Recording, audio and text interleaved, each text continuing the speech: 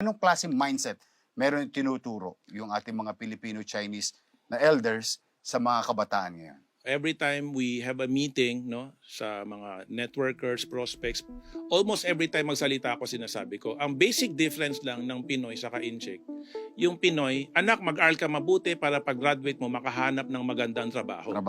Samantalang sa incheck, growing up as early as what? 2 years old, 3 years old, basta nakakapagsalita ka na, nakakaintindi ka na, anak, mag-aral ka mabuti para pag-graduate mo, magpatayo ka ng sarili mong negosyo. At makapagbigay ng trabaho. Well, hindi umabot dun eh. Oo. Sinabi lang magtayo ng sariling negosyo. In our case, since my grandparents have a lot of business, ang dinadagdag doon para ikaw na magpapatakbo ng mga negosyo natin. So parang they really make a big difference between business owner and employee. Everybody else is employee. We are business owner.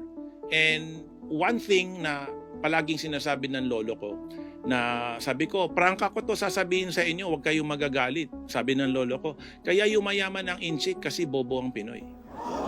When you say bobo, it's not stupid.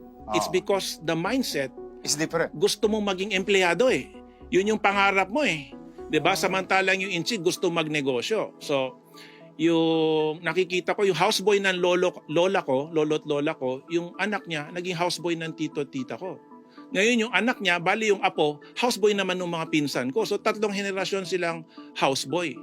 Kasi, siyempre sabihin nung tatay, anak, mabait si ama saka si angkong. Diyan ka na diba? lang. Oo, dito ka na lang. Pagkatapos mo mag-aral, dito ka na lang. Ikaw nang pumalit sa akin.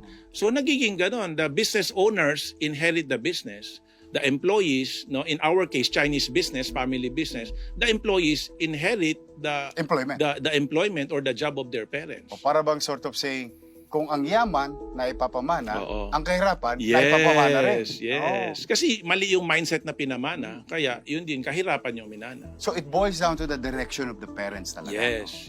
Pag if you wanted to share something for your kids on top of the education is really the mindset. Yes. No?